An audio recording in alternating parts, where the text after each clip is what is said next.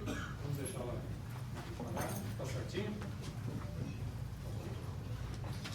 Então, desculpe, hoje é dia de ficar levantando e sentando, né? Mas vamos nos levantar para receber o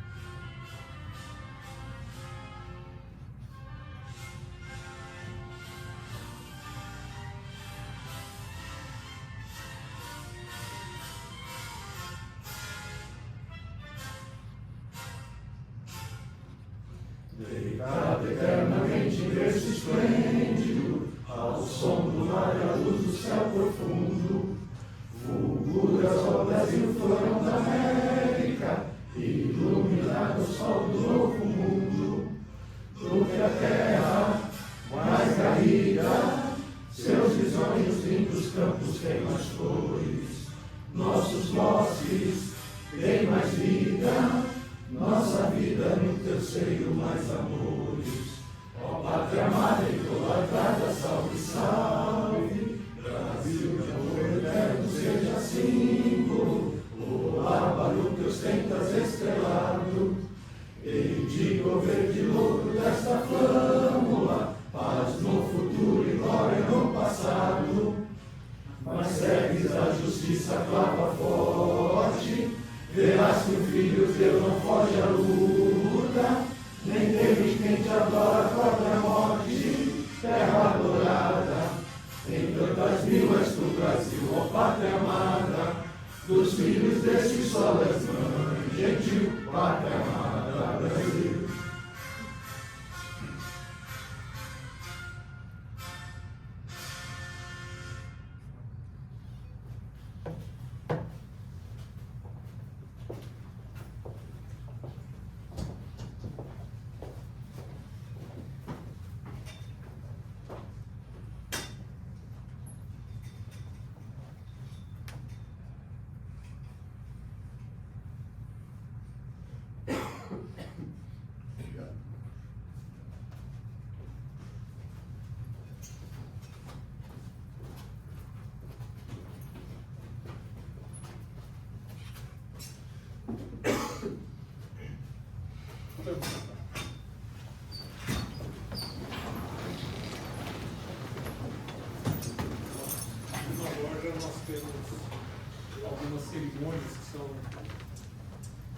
bonitos, né? Nós temos o aniversário da loja, no fim de ano, normalmente nós fazemos alguma coisa também, mas uma das cerimônias mais bonitas, mais dá alegria para nós é justamente a comemoração do Dia das Mães.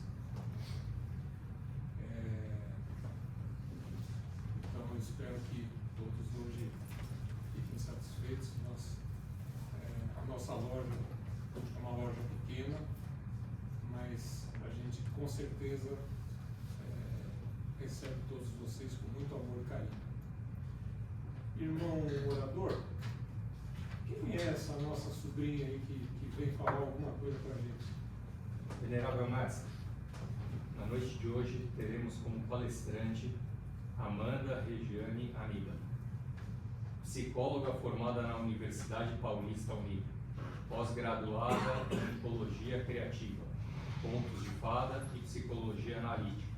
Trabalha com atendimento psicológico presencial e online para adultos há 10 anos e possui um vasto campo de experiência na área da educação como psicóloga escolar, instrutora de aprendizagem e treinamento e desenvolvimento profissional corporativo. Hoje vem falar sobre a psicologia do coração da mãe e como a jornada da maternidade contribui para o autoconhecimento e desenvolvimento da mulher. É um grande orgulho tê-la como palestrante numa noite tão especial. Lido, Venerável. Obrigado. Nossa sobrinha. Amanda, temos a palavra, fique à vontade, como você se sentir melhor, se sentir melhor no bairro, aqui. Irmão, eu acho que vai precisar se deslocar aí. Será um prazer. Irmão Verso, depois poderia puxar um pouco na Deixa eu ficar aqui no fundo. Sim, vou lá. Tá bom. Se quiser abaixar o luz. Irmão, se o irmão quiser ocupar ali a secretaria, sem problema. Então, a gente precisa abaixar o luz. Eu preferia às vezes alguém paga o Amanda, você que decide aqui, você acha que você que sabe. Tanto faz para mim, para vocês se sentirem mais confortáveis. A gente consegue baixar o luz. Hoje é você que manda. Vamos colocar até a tesouraria para aí, poder. por favor. É aí?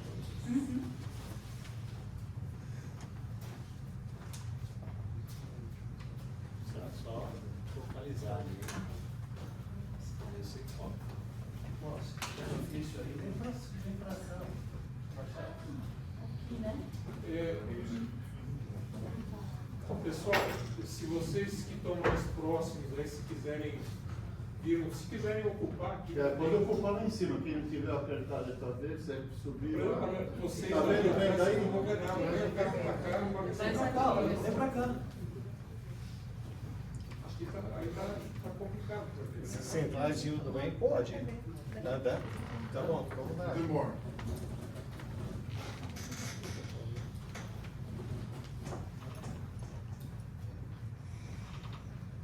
Amanda, eu acho que tinha que. Lembra que a gente mexeu Para ele conectar. Tá um pouquinho de má vontade.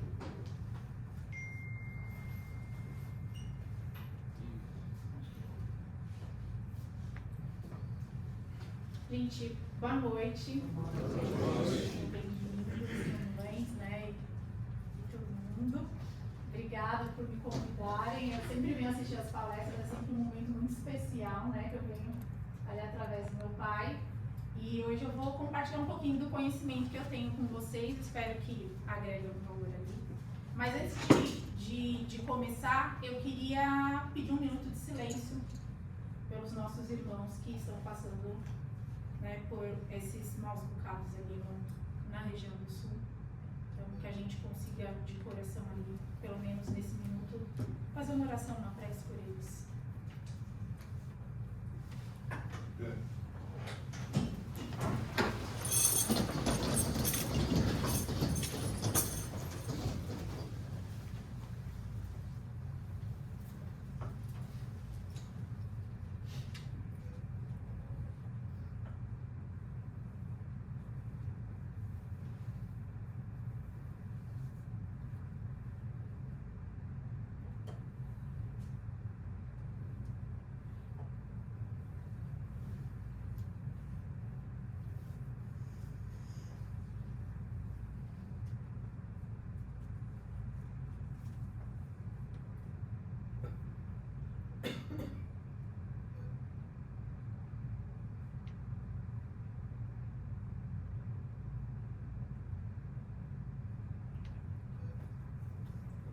Obrigada, gente.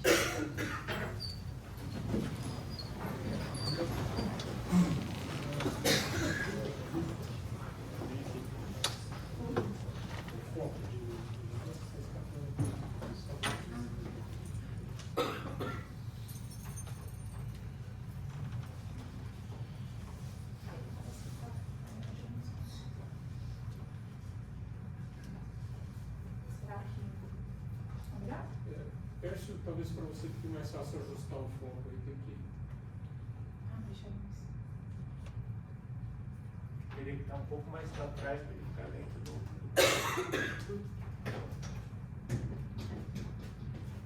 Para trás da mesa ou para trás da tela? Não, mais perto, aí mais para trás ele amplia, né? Tem que ser um pouco mais para frente.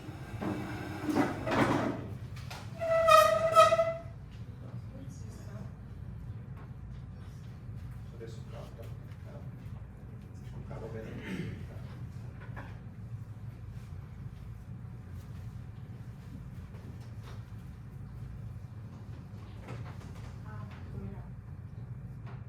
Quanto tempo eu tenho?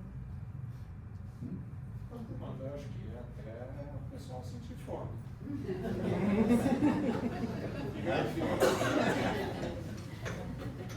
Bom, gente, eu preparei uma palestra hoje, já que é uma comemoração do Dia das Mães, né, para falar da saúde mental materna. Então, eu trouxe ali o tema de coração de mãe. O que eu quero falar com esse tema, né, coração de mãe? Como um portal de autocuidado e autoconhecimento, né, e um portal para a alma da mulher. Né? Toda mulher, antes de se tornar mãe, é uma mulher. É um indivíduo que tem a sua vida, tem as suas peculiaridades, tem características, suas necessidades particulares, e essas necessidades, às vezes, elas acabam sendo um desafio, né? Elas acabam sendo sobrepostas pelas demandas da maternidade, outras demandas também que vêm junto com a maternidade, como associar, equilibrar a vida profissional, equilibrar a vida, né, com os filhos, equilibrar a vida pessoal, enfim. Então, às vezes, a gente acaba se deixando um pouquinho de lado, e é sobre isso que eu vou falar na palestra de hoje. Para falar desse tema, eu busquei trazer através de uma mitologia, que é uma das minhas especializações, né? Então, eu trouxe o mito, eu vou trazer através do mito e fazer metáforas com esses processos, né, psicológicos que a mãe enfrenta ali durante toda a maternidade. Não falo maternidade só, que nem hoje a gente pesquisa no Google e sai maternidade como a fase inicial, né, que você cuida do bebê, cuida da criança, e depois você não acha mais conteúdo de maternidade, aí vira parentalidade, né, que aí é o cuidado dos pais, tanto do pai quanto da mãe. Então, mas eu vou focar na mãe hoje, porque hoje é Dia das Mães. Eu coloquei aqui uma frase, né, pra gente já começar a contextualizar. Amar é um compromisso diário de cuidado, apoio e crescimento mútuo. A mãe, ela não nasce sabendo ser mãe, né? Ela nasce quando o filho dela nasce. Para cada filho, ela é uma mãe, porque seu filho, ele é único e ela precisa se dedicar de formas diversas, né, com as necessidades dessa outra pessoa que está se desenvolvendo. Então, a mãe também está, aqui a gente vai falar da mãe como uma pessoa que se desenvolve, que cresce, que aprende também durante a maternidade. Vou começar falar um pouco ali da maternidade através do mito do rapto de Core. Para abordar o amadurecimento da mulher através da experiência materna dele. Esse mito, ele fala muito sobre a experiência da relação mãe e filha, mas eu trouxe uma outra visão da mitologia para fazer análise desse mito, para falar um pouco sobre a saúde mental da mulher. Tá? Por que eu trouxe o mito? O mito a gente utiliza em psicologia, né, principalmente na psicologia analítica, como ferramenta, como uma metáfora, né, como uma alegoria dos processos psicológicos que a gente encontra ali em diversas partes do mundo. Os mitólogos que trabalham com mitologia comparada, que é a matéria, né, vamos falar, a abordagem da mitologia com a psicologia ali, eles trabalham estudando onde nasceram essas mitologias em diferentes partes do mundo, quando a gente não tinha essa conexão da internet, o computador, para compartilhar informações.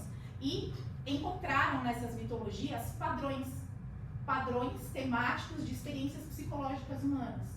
Então, eu vou trazer uma temática, né, psicológica, que é o amadurecimento da mulher através da maternidade, né, do coração de mãe. Então, no rapto de Core, nós temos a deusa da agricultura, que é Deméter, né? Eu vou fazer uma introdução ali das duas principais deusas que a gente vai falar. Os mitos, eles falam sobre, diferente dos contos, né, que falam de questões mais cotidianas, os mitos, eles falam do surgimento das coisas, né, do mundo, da criação, né, do planeta Terra, de tudo que existe. E ali a gente também faz um paralelo com o sistema psicológico humano também. E nesse mito nós temos as deusas principais, Core, que é a filha de Deméter, mitologia grega, que é a deusa da agricultura e da fertilidade. Tudo na terra floresce e viceja porque Deméter tem esse poder, essa função dentro do sistema que é o planeta Terra. Então a gente vai imaginar ali, vou pedir para vocês, pra gente eu vou contextualizando e contando o mito ao mesmo tempo. Todos os deuses que a gente for mencionar, eles fazem parte de um sistema psíquico. E eu vou fazendo essa reflexão conforme eu conto o mito. Então, a deusa Deméter, ela representa o papel de mãe. E a Perséfone, que é a filha, nessa análise que eu vou fazer desse mito, para puxar a reflexão, a gente representa dentro da psique, né, da mulher, ela vai representar a essência da mulher. Né, o desenvolvimento, a parte da mulher que sempre está vindo aprender. Core, eu falei Perséfone, né? Já dei spoiler. Perséfone também. Core, ela é filha de Deméter e ela passa por uma transformação ali através do mito, e Deméter também. Então, se a mulher se transforma, a mãe também se transforma. E supondo que, né, todos esses elementos, todos esses personagens são a mesma pessoa, então ocorre uma transformação ali dentro dessa personalidade. O mito começa antes do rapto de Core, quando Zeus estava expandindo seus domínios. Zeus, o deus dos raios, o deus dos deuses, né, que foi eleito deus dos deuses para organizar a Terra. Ele derrotou seu pai, que era um titã, e os outros titãs que geravam caos na Terra, né? E também outros demônios, outros monstros que também povoavam a Terra e geravam caos. Então, Deus é aquele princípio mental organizador, Zeus, né? É aquele princípio mental organizador.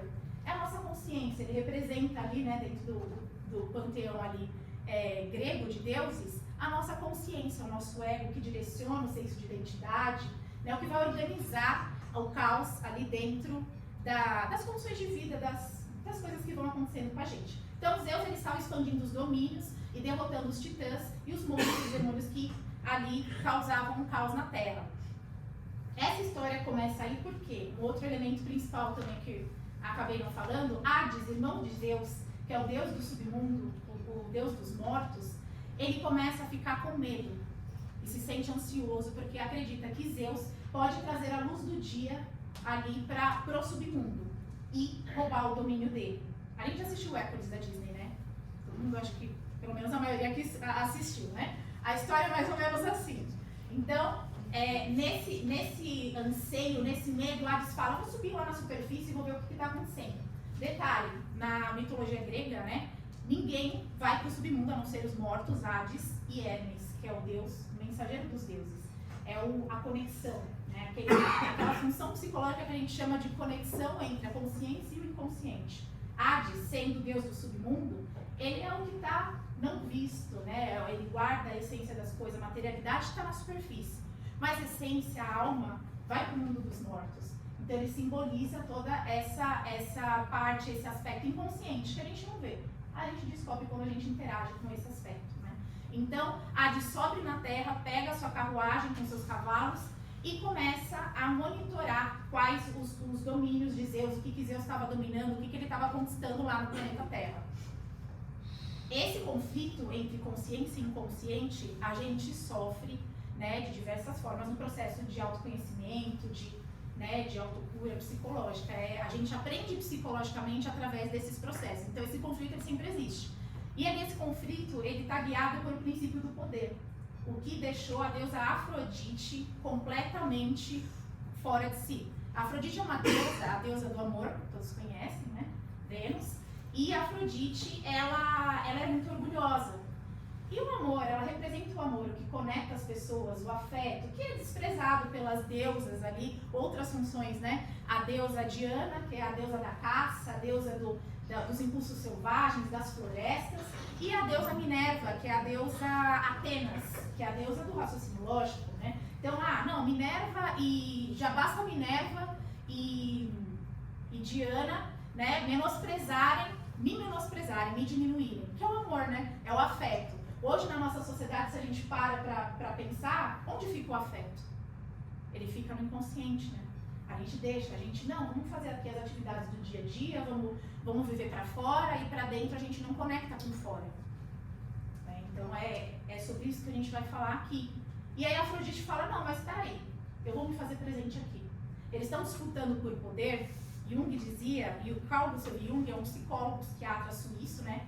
Que é quem fundou a psicologia analítica. E ele estudava muito os mitos e os contos, né, a simbologia, como isso se conectava com o psiquismo humano de diversas formas, em diversas manifestações da mesma temática, das mesmas experiências compartilhadas entre seres humanos. E ele fala, onde o amor impera, o poder está ausente. E onde o poder impera, o amor está ausente. Então, um é o oposto do outro. Ali, se a gente for para fazer uma análise desse início de mito, né, tem duas disputas por poder.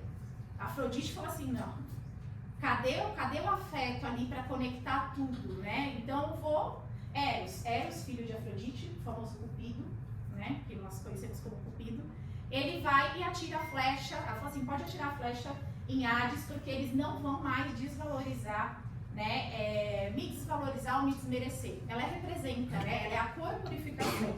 Cada deus é a corporificação do que ele representa e cumpre a função da nossa mente. Então eles vivem em nós, né? E a Afrodite manda Eros atirar a flecha no coração de Hades.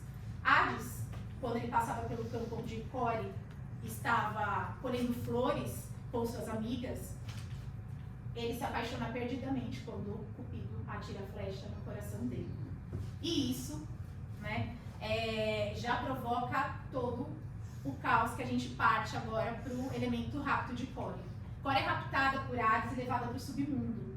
E ele já tinha intenção de fazer dela a sua esposa, a rainha do submundo. Então ele já prepara uma armadilha ali para que ela nunca saia do submundo, que ela pertence somente a ele. E ali ele leva pelo submundo a Core, e um tempo depois, Deméter, mãe de Core, a deusa da agricultura e da fertilidade, começa a sentir a falta da filha e começa a procurar por toda a terra. Então ela anda por toda a terra, ela atravessa os mares, rios, e não encontra a filha dela. É aí que começa o outono, a busca pela filha perdida, né, de Deméter. Então começa a ansiedade materna. Ela perde essa essência, né? Todo o contexto, ele perde a essência. Se ela não tem uma filha para nutrir, ela não tem a função dela. E ela não nutre só a filha dela como Deus, ela nutre o planeta Terra inteiro. Então ela nutre os seres humanos, ela nutre através da vitalidade. E quem representava essa semente vital, de vida para ela? A mulher Core, que é a filha dela que foi perdida. Então começa esse anseio materno de encontrar a filha, né? Que é quando começa a ansiedade. Ela perde a mulher, ela se distrai nas funções maternais e acaba perdendo ali a percepção de si mesma, a percepção das suas necessidades, porque a maternidade exige entrega e sacrifício, né? E hoje, eu vou trazer posteriormente, esse é um tema muito forte em psicologia, né? A saúde mental materna. Então, cada vez mais as mamães e os papais estão preocupados, com certeza, sempre, né, em cuidar dos filhos, mas eles não se cuidam. E aí tem vários eventos que desencadeiam, né, que são típicos da maternidade, mas que por uma falta até de conhecimento, da nossa cultura, né, eu como mãe eu posso me cuidar. Eu posso me cuidar como mulher, porque é a minha mulher que alimenta o meu papel de mãe e oferece o melhor para os meus filhos. Então, a gente não tem essa cultura, essa visão, e é isso que eu vou trazer aqui. Na busca por Deméter, pela filha perdida, né, a Deméter ela acaba encontrando uma família de camponeses uma filhinha pequenininha, uma criança, e o pai trabalhando nas coisas das casas dele no campo. E ela senta numa pedra e começa a chorar. E ali já iniciou o outono, né? Também, esse mito também, ele marca o início, como foram originadas as estações. Então, quando Deméter abandona o papel de mãe, porque ela perde a filha e não consegue cumprir a função dentro do sistema, que a gente pensa ali, né, no planeta Terra, ela não nutre, as plantações elas não vicejam, não dão frutos, tudo morre. Então começa o outono, a queda das folhas, né? Começa a estação do outono, na angústia de Deméter. E ela chorando na pedra, a menina fala: mãe, para de chorar. Quando ela fala mãe para Deméter, Deméter dá atenção para ela e fala: ai, você e seu pai são tão felizes, eu perdi a minha filhinha e eu não consigo encontrar ela. E o seu pai e você tem muita sorte de terem um ao outro. E o pai, percebendo a situação, ele convida Deméter para pernoitar na casa deles, né? E fala: venha na minha humilde residência, né? É uma residência simples, mas você é muito bem-vinda. E oferecendo hospitalidade a Deus e acolhendo, né, esse coração, esse sofrimento da deusa, ela reluta, mas acaba aceitando esse acolhimento que esse pai dá. O pai e a filha são humanos. Tá? Entrando na casa dessa família, ela encontra uma outra criança menor, né, um bebezinho moribundo, né, onde ele está prestes a morrer. E ela dá um beijo nos lábios dele e ele volta à vida dele, a doença dele é curada, né, pelo dom da deusa ali de trazer a vitalidade. E ele escapa da morte. A mãe fica muito feliz, né, e eles acabam jantando e indo dormir. Quando amanhece, Deméter decide que vai transformar esse bebê num deus. Então ela pega o bebê e joga ele nas cinzas da lareira da casa dessa família. E quando a mãe se apercebe disso, ela vai e salva o bebê, desesperada, pensando que ela queria matar o filho dela. E ela falou assim: você pecou contra a vida do seu filho. Eu ia transformar ele num deus que ia servir toda a humanidade. Ia ser super importante. Mas ainda assim, mesmo que você tenha impedido esse destino dele, eu vou fazer dele um homem muito importante. Um homem que eu vou passar todos os meus ensinamentos. Então, ali, sendo chamada, relembrada a maternidade pela família, Deméter contribui, né, em agradecimento à hospitalidade, ao acolhimento da família, ela contribui devolvendo a vida do filho e ali, né, oferecendo esses ensinamentos que a deusa tinha em relação à terra.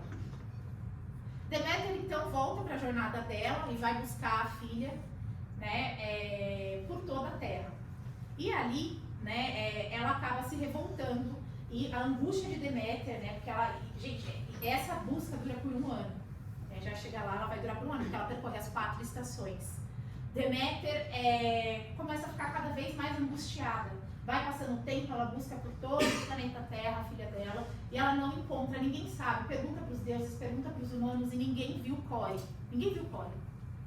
E ali Deméter abandona de vez, né? Se tudo estava no outono se desfazendo, toda a vitalidade da terra se desfaz, os animais começam a morrer, as plantações elas já não tem mais nada, não tem mais reserva, não tem nada, chegou o inverno. e todos os seres humanos pedindo para ela, né, por favor, volte, a gente precisa, nós vamos morrer, todo mundo implorando para que a deusa voltasse a cumprir o papel dela no sistema, né? E ali,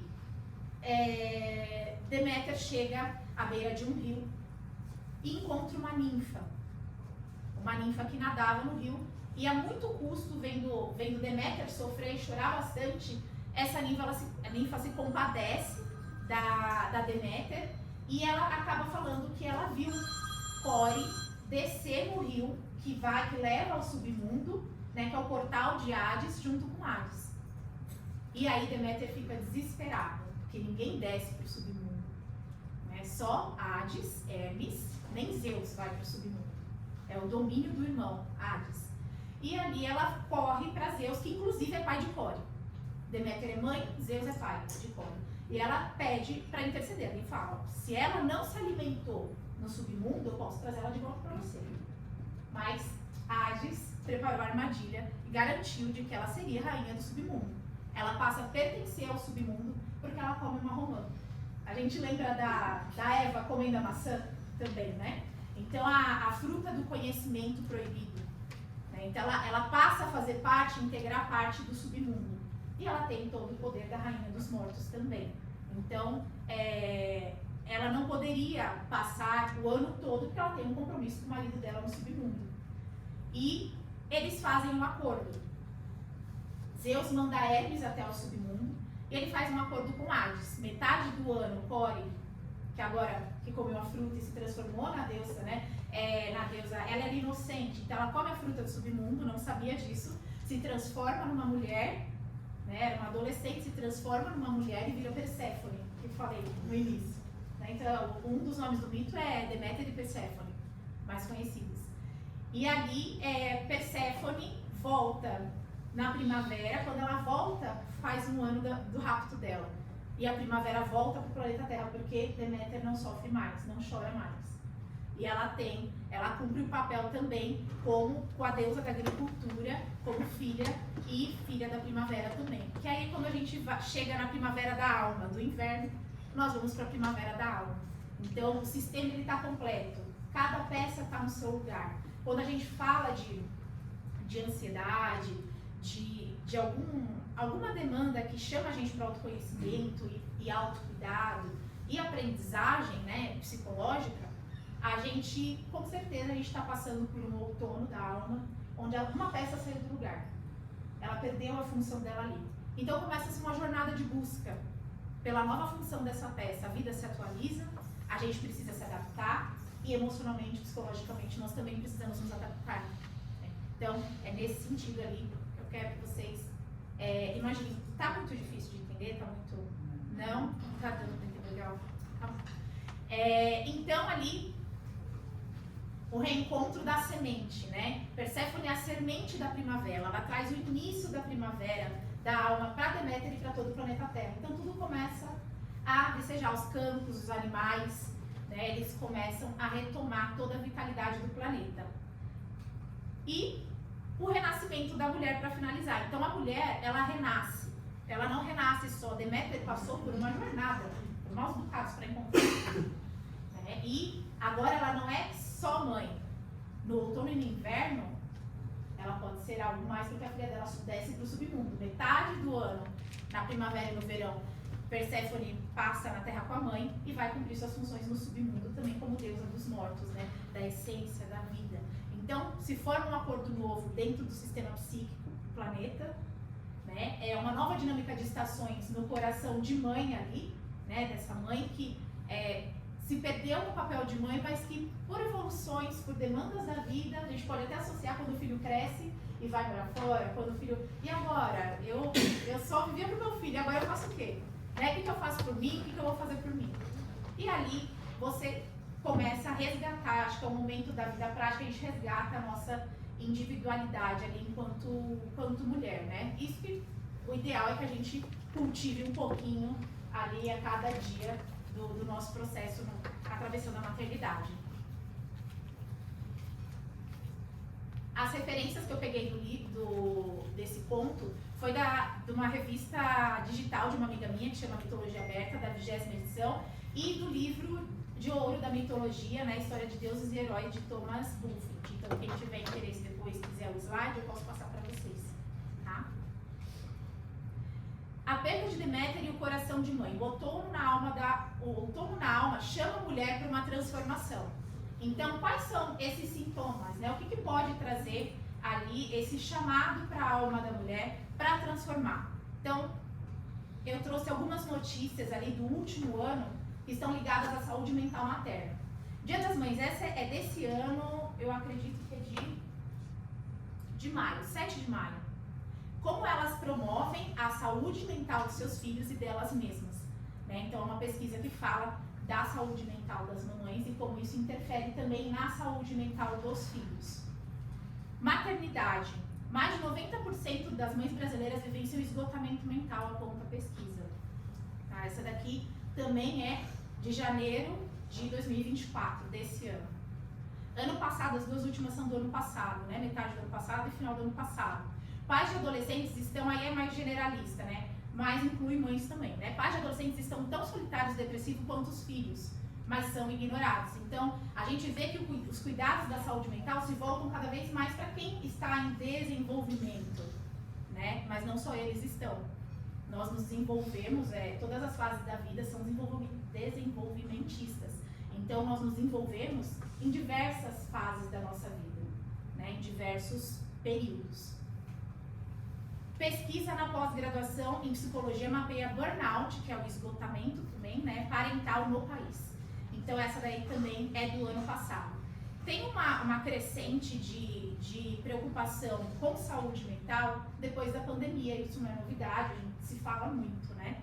Mas em relação à maternidade, isso pegou também bastante, porque o trabalho foi para casa, e aí você tem que gerenciar o trabalho, tem que gerenciar a vida dos filhos. Os filhos estão em casa, então eles não estão na escola. E aí você gerencia as atividades de casa e você gerencia também as suas necessidades. Se é que tem um tempo para isso, porque não, peraí, tem outras prioridades aqui que se não for eu, não acontece, né? Então, deixa eu gerenciar aqui. Questões também, a gente sabe que questão de educação, tem a questão emocional, compartilhamento afetivo dentro de casa, como que esses adolescentes, essas crianças estão vivenciando esse momento de pandemia. Tudo fica muito junto. E isso gerou até a pandemia, né, o isolamento social especificamente, ele trouxe toda uma transformação na dinâmica de trabalho, na dinâmica de vivência do dia a dia, que se estende até hoje, pós momento de isolamento. Então, nesse período, até trabalhando em treinamento corporativo, eu percebi, agora não trabalho mais, mas trabalhava com treinamento corporativo com jovens aprendizes. E eu percebi uma crescente de explosões de raiva, de dificuldade de lidar com frustração, não aceitar não. Ah, mas sempre foi assim. Não, mas estava bem diferente depois da pandemia, tá? A gente voltou pro presencial, a coisa estava pegando fogo. As pessoas, elas não conseguiam escutar um não por coisas básicas. Eu tenho até uma colega aqui que trabalha comigo, minha colega não, amiga, né? E aí que trabalhou comigo, ainda trabalha, né? Demanda muita questão ali, tem muita emoção compartilhada, isso exaure, né? Na área da educação, a gente compartilha muita emoção, eles são muito ativos emocionalmente e isso acaba impactando. E isso não só deles, das empresas também, né? Então, adultos também, né? Com discursos ali que não estavam alinhados com as necessidades de desenvolvimento que a gente tinha esse apoio antes das empresas, na época, né? De gestores e depois da pandemia a coisa começou a ficar muito emocional. E a gente percebe ali um campo emocional, social de abandono. As pessoas não cuidam da saúde mental. A gente fecha os olhos e vai vivendo, mas interfere no nosso dia a dia. E eu vou mostrar um pouquinho essas portas de entrada. O autoconhecimento na maternidade, o rapto da individualidade, eu foquei nisso, né? E quando a gente fala em saúde mental, a gente também fala de mal-estar, a gente também fala de ansiedade, a gente fala de se sentir mal. Hoje a gente fala, não, a gente tem aquela ideia de que não, tem que estar sempre bem, tem que estar sempre disposto, tem que estar sempre... Não é assim que funciona, né? E no sistema autorregulatório mental, o mal-estar, ele é um sinal de aviso e de saúde mental também, tá? Então, a gente só não promove a saúde mental e só não cuida da nossa saúde mental quando a gente não escuta esses sinais. E é o que mais acontece. A gente fala de saúde mental, se fala nas mídias, mas infelizmente as pessoas realmente não praticam, não trazem isso para a vida. E saúde mental não é tratamento psicológico, tá, gente? Tratamento psicológico é quando você já está num nível de abandono emocional enorme e você não dá conta de fazer a reconfiguração sozinho. Mas antes disso, com cuidados, por exemplo, eu preciso escovar o dente, senão meu dente cai. Você precisa cuidar dessa saúde mental, porque senão você pira. Né? Não é, eu costumo falar, não é uma questão, eu gosto, não gosto, gente, é necessidade. Se você quer equilibrar, a sua participação é fundamental. Né? Aliás, a sua participação é a única que transforma você. Né? Então, é muito importante a gente parar para pensar ali. Quais são as portas de entrada ali para o autoconhecimento na maternidade? A maternidade tem todos os desafios característicos da experiência materna. Eu estou trazendo maternidade aqui, eu quero que vocês imaginem não só a maternidade de bebê, criancinha, mas também a mãe do adolescente, a mãe do adulto também, que ainda é mãe, né? Que dá trabalho também, às vezes, a mãe sempre está presente ali. Né? Mãe é quem assume o papel. Quem gerou é a genitora. Mas quem assume o papel da maternidade, quem cuida dessa pessoa, desenvolve, educa, nutre, protege, orienta, instrui, é a mãe. Isso é mãe. Tá? A mãe é um papel que a gente tem. Então, o que acontece muito é que no rapto da individualidade, que a gente pensa no rapto de Core, todo o centro da nossa consciência da mulher, ele está identificado com o papel de mãe. Eu sou mãe. Eu sou mãe também, mas são muitas outras coisas que eu preciso cuidar. Né, para que não interfira no meu papel de mãe, que ele não fique, que ele não seja prejudicado, não prejudique meus filhos. Então, é tudo um sistema. Se uma parte do sistema some, toda a outra vai entrar em colapso se a gente não for fazer a jornada para resgatar essa parte com todas as transformações que ela tem que ter, tá? E a ansiedade materna, ela fala muito sobre isso, ela é uma porta de entrada. É lógico que uma ansiedade por algum evento específico, alguma pontualidade, ela é uma ansiedade normal, isso faz parte. A ansiedade, ela pode acontecer um acúmulo de energia mental, né, emocional, e você se sente ansioso e pronto. Vim apresentar, tô ansiosa, agora não tô mais confortável. E aí, você tem um acúmulo de energia e passa, ok, pontual. Agora, tem uma ansiedade que é recorrente, tem essa temática específica, isso está acontecendo, isso está me deixando ansiosa, tá me deixando... Às vezes você nem sabe, o abandono é tanto, você não sabe o que te deixa ansiosa, mas você fica ansiosa todos os dias. Aí é um problema de saúde que você precisa aí cuidar, precisa ver, investigar para você. A ansiedade é um sinal do outono da maternidade, do coração de mãe, do coração dessa mulher. E ela vem te passar uma mensagem. A gente fala dos sintomas como se eles fossem inimigos. Sem eles, nós estaríamos iludidos e quebrados, ou talvez até mortos, porque não perceberíamos as ameaças. Então, eles são um alerta do sistema, tem um vírus aí, tem um intruso, presta atenção, alguma coisa mudou, isso vai interferir negativamente na sua saúde. Os sintomas, eles têm esse papel dentro do sistema da saúde mental. Então, ansiedade materna, quando ela é recorrente, quando há algumas questões na matéria, o que pode ser, né, recorrente ali? Quais são as principais questões que levam à ansiedade? Gente, a administração da vida profissional com a vida pessoal. A mulher volta a trabalhar e aí tem a administração da vida dos filhos, mais a vida dela, mais todas as questões de casa. Às vezes, uma pessoa que não tem suporte, não tem uma rede de apoio também, né? Vou passando que tá tudo aí. Né? Uma rede de apoio ali sólida para ajudar ela a enfrentar. Então, ela não tem como contratar uma babá, mas também não tem mãe, não tem amigo, não tem com que eu vou deixar meu filho, eu preciso ir trabalhar, porque se eu não trabalho, eu sou sozinha. Né? E as mães solo. E esses fenômenos acontecem com todas as mamães. Mas as mães solo e as mães atípicas, elas sofrem muito mais. Porque tem toda uma questão de necessidades mais específicas para atender ali dentro do contexto da maternidade, que já traz todos esses desafios. Então, a solidão e isolamento, né, que é a falta de suporte da mamãe com uma rede de apoio, que é fundamental para atravessar esses momentos e poder gerir todos os aspectos, né, para a Core não sumir, não ser raptada. Então, você precisa, tudo precisa ter o seu lugar. Se tudo tem o seu lugar ali e é cuidado, a gente não sai do eixo, a gente mantém o equilíbrio, tá? Pressão para ser uma mãe perfeita, quem não, né? A gente tem a gente tem pressões sociais, né? A sociedade ela impõe dentro desses papéis, de acordo com as culturas, diferentes culturas, né? Diferentes formas de ser mãe. Então, tem as pressões. O que é uma boa mãe? Caramba, que pressão. Sou mãe, ainda tem que ser uma boa mãe. Eu não posso ser só uma mãe humana.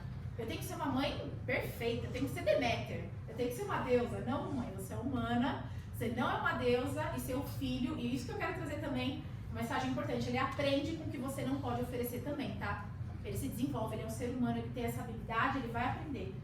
Eu acho que na maternidade, se você ensina para sair desse esquema de pressãozinha, né? Ah, se eu não fizer isso, gente, se você ensinou seu filho a aprender com qualquer situação da vida, ele vai se virar, cara. Ele vai se virar, ele vai aprender e pode acontecer o que acontecer. Ele vai levantar, vai aprender com aquilo e vai seguir em frente. A gente não pode dar tudo, a gente não pode ser a mãe perfeita, essa mãe não existe. Nós não somos deuses, né? Então, e a mãe, a melhor mãe que você tem para oferecer para o seu filho, mamãe, é a mãe humana. Porque é a que tem o afeto, é a que erra, e seu filho vai errar e ele precisa de uma referência de erro que seja a sua, que é com muito amor que você vai ensinar. Então, a mãe perfeita, vamos dizer, é a mãe imperfeita, a mãe humana, né? E isso educa e faz crescer. Nós temos essa habilidade maravilhosa, mano. Culpa e autoexigência. Caramba, culpa é uma coisa, você fala de mãe, você fala de culpa, né? Ai, eu não consegui fazer isso pelo meu filho. Ai, gente, nossa, eu não tô dando conta de tudo. Eu não consigo cuidar da casa, cuidar dos filhos, cuidar do trabalho, Eu não sou mãe de pessoas. Eu gosto de falar que eu sou mãe de pet, né? Mas eu tenho muitas amigas mães e atendo mamães no consultório. E culpa. Culpa faz parte do papel de mãe ali. Então, essa autoexigência de ser a mãe perfeita. Acho que entra ali também no tópico da pressão para ser uma mãe perfeita. Cara, não dá pra dar conta de tudo, seu filho vai se virar. Ensina ele. Ensina alguma coisa que ele possa se virar, dá o que você pode, não deu, ok. Próximo dia é um novo dia, uma nova fase. A gente não consegue dar tudo. E quando a gente entra nessa pressão pra ser a mãe perfeita e nesse esquema de culpa, a gente não consegue aprender, porque a culpa ela começa a pesar muito. A gente é uma pessoa dependente da gente, né? É um serzinho que depende. Se a gente não faz, ele às vezes não vai saber fazer sozinho, independente da fase de desenvolvimento dele. E aí, a gente sente culpa, fala, caramba, não dei conta. Calma, tá dando conta sim. Nos pequenos não dar contas, você também dá conta. É uma construção, né? Não é aquele único momento que você não deu conta que vai definir a qualidade da sua maternidade, pelo amor de Deus, né? Você tem uma vida inteira para construir, né, essa experiência com o seu filho. Exaustão e falta de tempo para si mesma. Gente, é uma das questões do rapto da individualidade. Então, por se dedicar... Gente, quem trabalha com educação, eu imagino, né?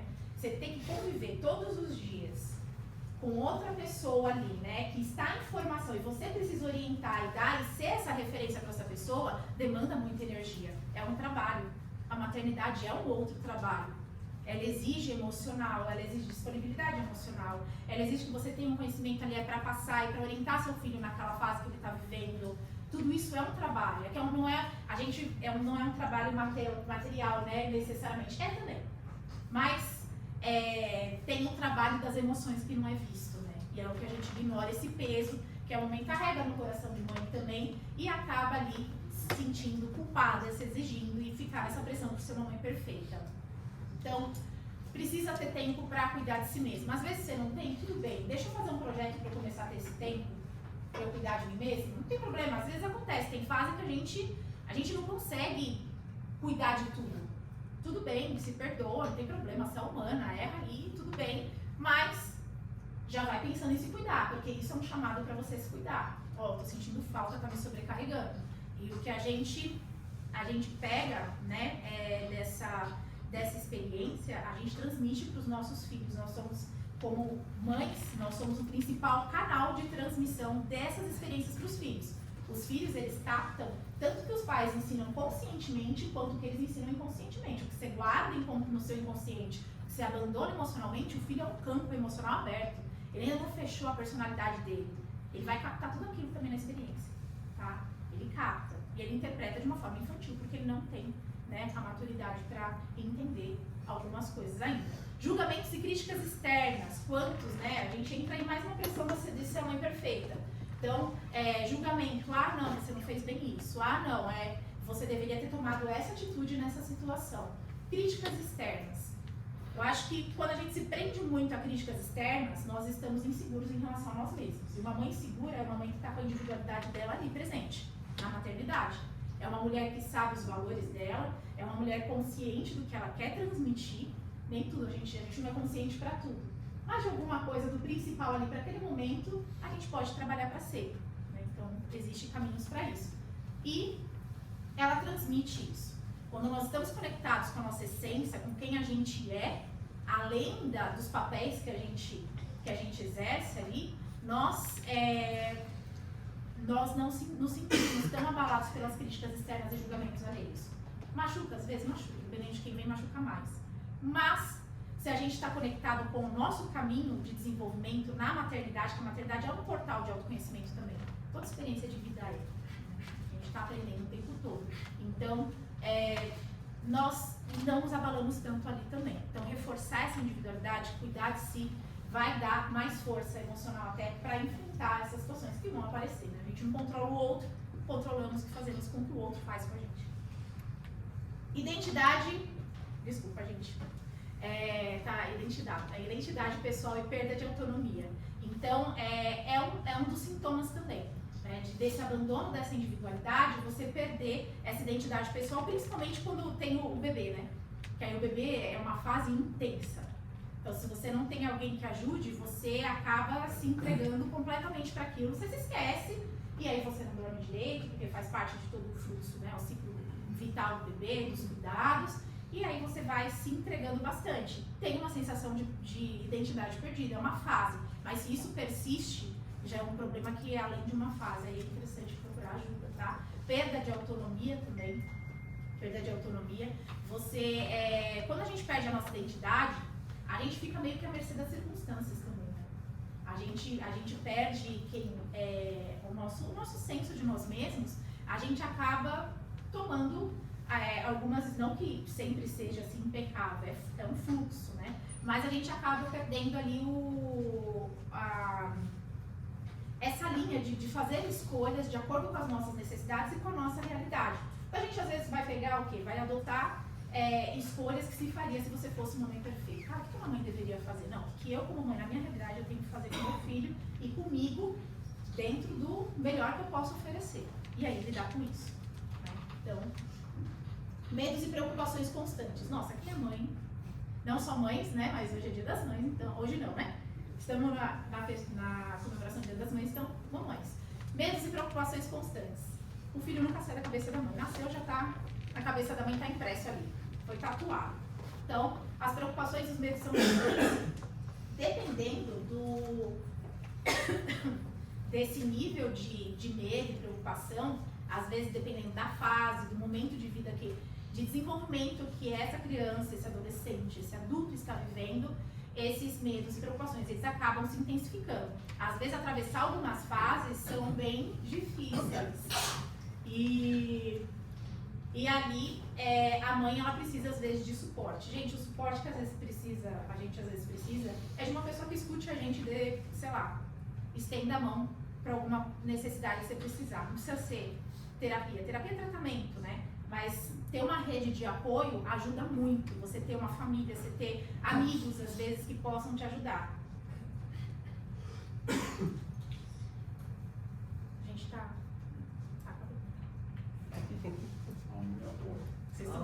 Vocês estão com caras de fome. Ai, meu Deus. Equilibrar múltiplos papéis, que nem eu falei, né? Balancear a vida profissional, vida pessoal, equilibrar todas as nossas... A gente ser mãe é um papel. Né? É o que eu falo no trabalho. Sei lá, no seu trabalho, você é um profissional. Sei lá, sou mãe, sou psicóloga. Lá no trabalho, eu sou psicóloga.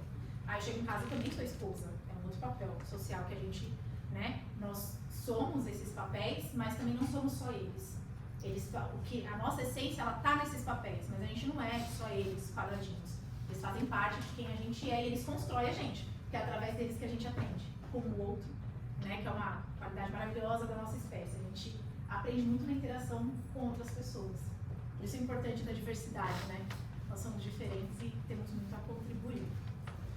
E estamos no outono psíquico aqui nessa fase, vamos para o inverno. É tempo de conscientização. Há sinais de mudança de estação por toda parte. As folhas caem, é tempo de recolhimento, de se organizar para o inverno. O inverno, todas as estações dentro da nossa psique, dentro da nossa mente, elas têm uma função, têm um papel. Nós passamos por elas, esses ciclos de começo, meio e fim, e transformação e renascimento, e a gente não volta mesmo quando a gente não ignora o chamado, né? Então, a gente volta sempre transformado e melhor. Então, vamos para o inverno. Ah, não, ainda o outono, né? Na relação com os filhos.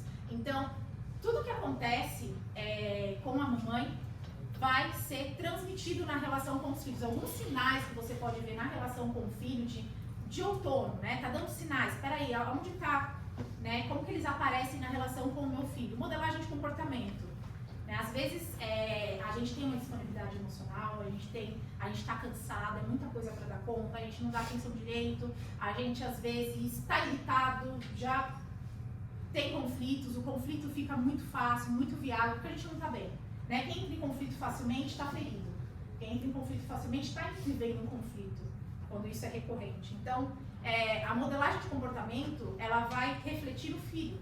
Né? Então, o filho, ele pega como modelo base de comportamento a mãe e o pai.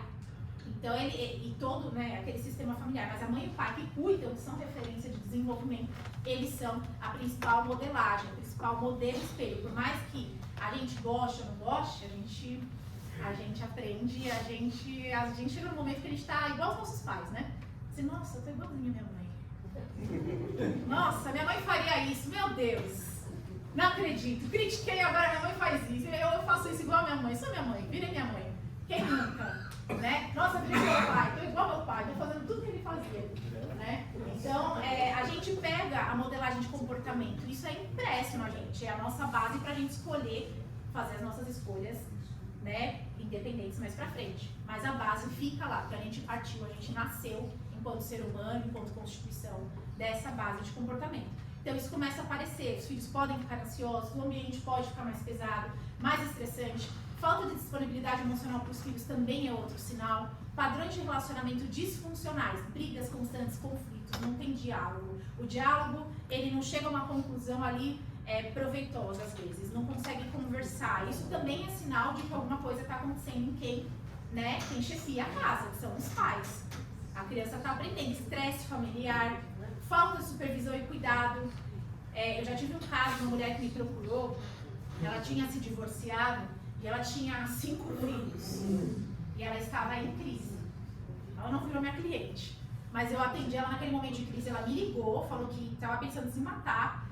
Eu falei assim, na verdade eu liguei pra ela, eu falei, eu vou te ligar, você tá onde? No trabalho? Tá, vai no local reservado, vamos conversar. E eu liguei pra ela. Ela não tinha apoio nenhum de ninguém, os familiares dela moravam longe, elas não tinham, ela tinha 5 filhos, ela falou assim, eu sinto muita culpa, eu não consigo chegar em casa e cozinhar pros meus filhos, eu tô trabalhando o dia inteiro, eu tô exausta. Ela não era só cansaço do trabalho, né, quando a gente vê assim, tem uma coisa muito maior ali. Essa mulher está sobrecarregada e não tem suporte, 5 filhos. Então, e para 5 filhos, sem a ajuda financeira que ela me trouxe, ela não tinha ela era auxiliar administrativo para 5 filhos. É pouco às vezes, né? Então, ela falou, eu não tenho dinheiro, eu não tenho condições, eu tô cansada, eu tô exausta, eu não aguento mais. Né? Eu não aguento mais ter que chegar lá e saber que eu não vou dar conta de nada, eu não tô dando conta nem de mim.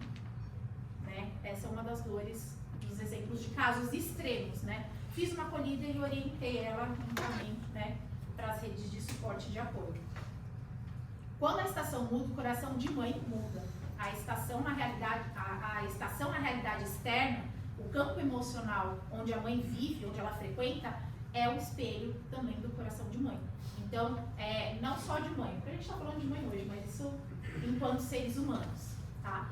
E aí a gente parte para o inverno. Né? Deméter se revolta ali. Né? A busca pela mulher Core e a angústia da mãe. Então, o resgate dessa vitalidade da maternidade, da saúde mental dessa mãe, é através do encontro com Core. Ela precisa encontrar essa mulher que é a semente da primavera, que vai trazer todo esse aprendizado. Core era inocente. Ela foi para o submundo, ela casou, ela se tornou mulher. Ela volta outra pessoa, ela volta transformada pelo processo dela de desenvolvimento, Perséfone. Então, quais são algumas dicas ali, que são dicas básicas, mas que nem sempre no dia a dia a gente faz, e eu sei que não faz, porque meus pacientes também não fazem, e às vezes eu também me pego e falo, olha, eu tenho que me cobrar, né? E para a mamãe isso é importante, são coisas básicas, mas são tão básicas que a gente faz sempre, que a gente está atento, que a gente está em vigília para fazer, quando a gente perceber que a gente está falhando. Estabeleça limites saudáveis. Dizer não nem sempre é uma tarefa simples. Então, muitas vezes a gente diz sim para tudo, e a mulher, mãe, profissional, esposa, né, ela precisa ter uma gestão, ela precisa ter limites para cada uma parte delas não ser invadida. Né? Peça ajuda se precisar, busque construir uma rede de apoio, ajuda profissional sim, e rede de apoio com certeza. Tá? Porque você ter amigos, você ter família, às vezes você não tem família, mas você pode fazer amigos. Os amigos, grandes amigos são a família que o nosso coração escolhe, né? Então, busque apoio. Às vezes seu vizinho, você faz uma amizade com seu vizinho, se é possível, né? Às vezes tem um vizinho que não dá pra fazer uma amizade, né? Às vezes dá. Aí a gente faz amizade com o vizinho. E ele te dá apoio quando você precisa e você também dá apoio. Né? Construa uma rede de apoio. Dedique tempo de qualidade para si mesma. Tempo de qualidade. Eu especifiquei tempo de qualidade. Eu tirei um tempo, fiquei lá 15 minutos olhando pro nada. Às vezes isso é tempo de qualidade. Você precisa descansar a mente, você precisa.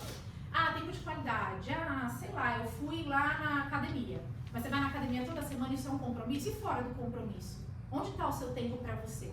Tem que ser fora do compromisso também. É lógico que a academia é boa, é saudável, bacana, mas se torna um compromisso, ela também começa a pesar ali nas atividades do dia a dia.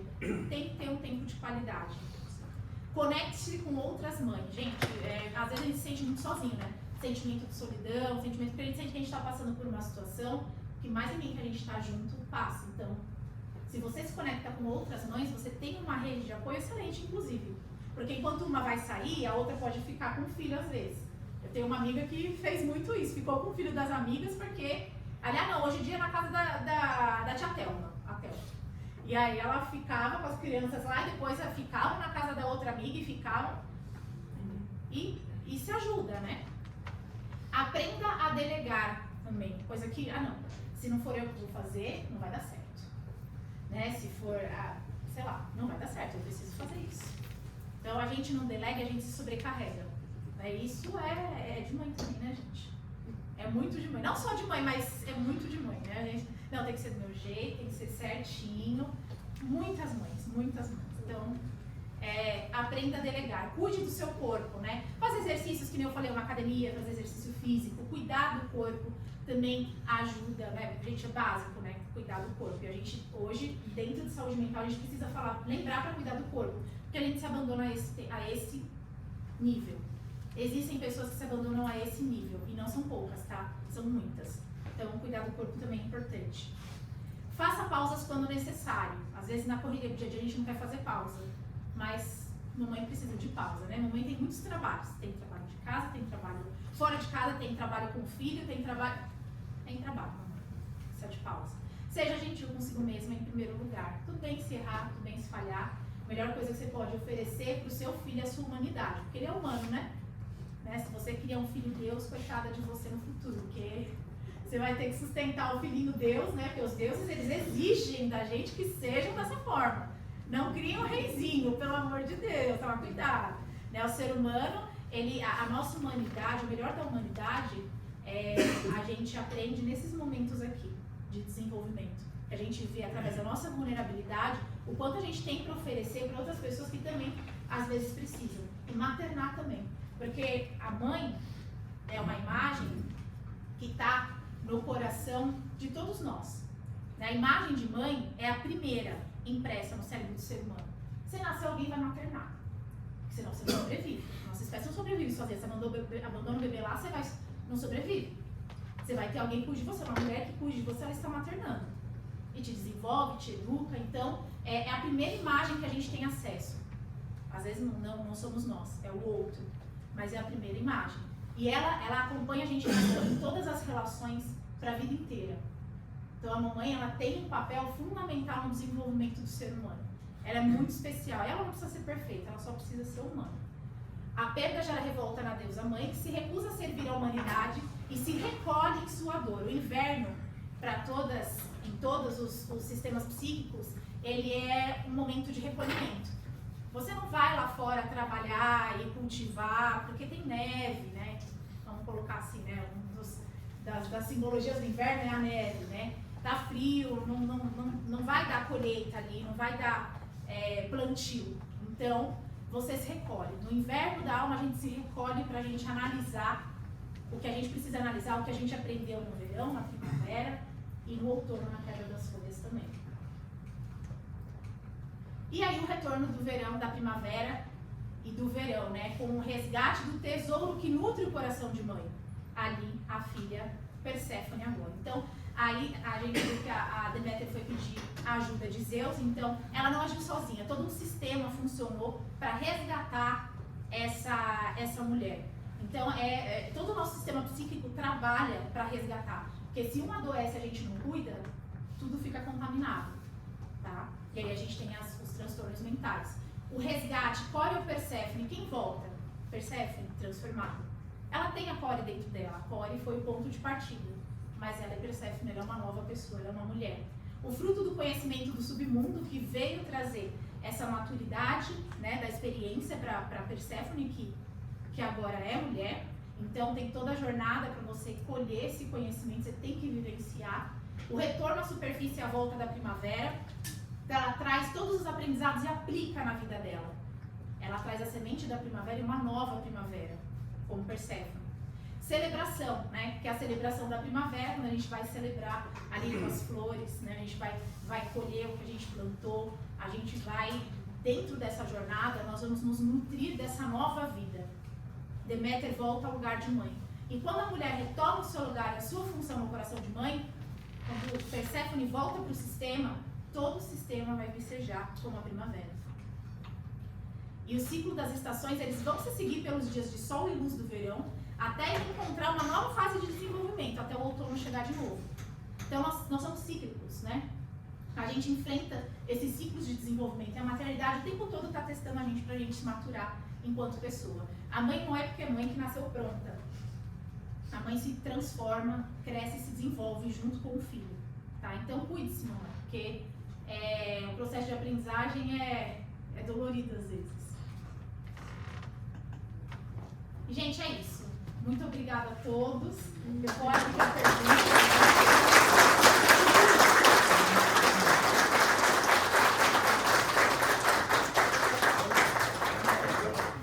Foi?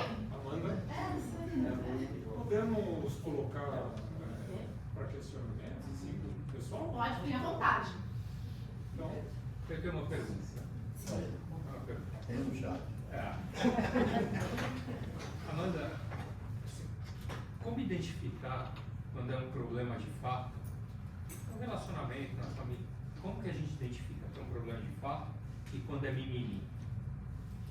Então, o mimimi, ele dura, Porque ele acaba. a energia feminina, a energia da mulher, hormônios e tal, tem o poder de transformar pequenas coisas em situações caóticas.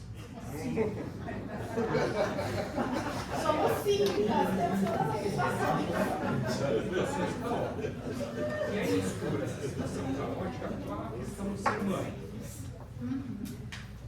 E aí, esses dois elementos juntos desequilibram toda a família, muitas vezes. A mãe é um pilar importantíssimo afetivo da família. Isso. E aí, como que a gente identifica isso? Existe algum estudo, alguma forma, É repetitivo? alguma palavra-chave? Se repete, é um problema que precisa ser visto. Porque momentos ruins todos temos.